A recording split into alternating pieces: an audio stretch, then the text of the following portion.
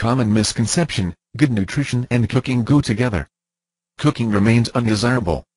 During cooking, nutrients get lost through oxidation, denaturation and leaching. Some convert to noxious substances, such as hydrocarbons and nitrosamines. Other nutrients also convert to a variety of substances called secretagogues-substances, so named because their presence in the stomach, even in minute amounts, evokes vigorous secretions. Some secretagogues exist as partly broken down food elements, for example, peptones from protein.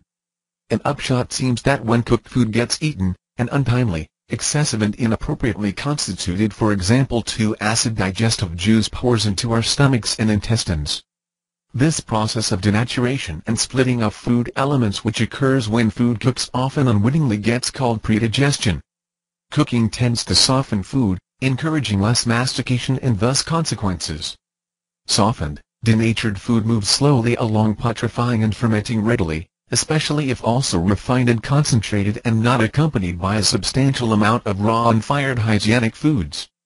Cooking dehydrates food, hence its consumption frequently accompanies thirst. This leads to drinking with meals and drinks, usually tea or sometimes fruit juice, incompatible with cookery.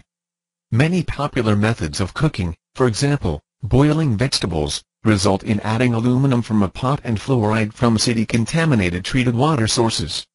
No person has demonstrated that either of these elements helps in the cellular life processes. Their poisonous nature has gotten demonstrated repeatedly though. Cooking drives off, leaches and destroys flavor substances and organic salts, hence encouraging, 1. Consumption of foods distasteful if eaten raw. 2.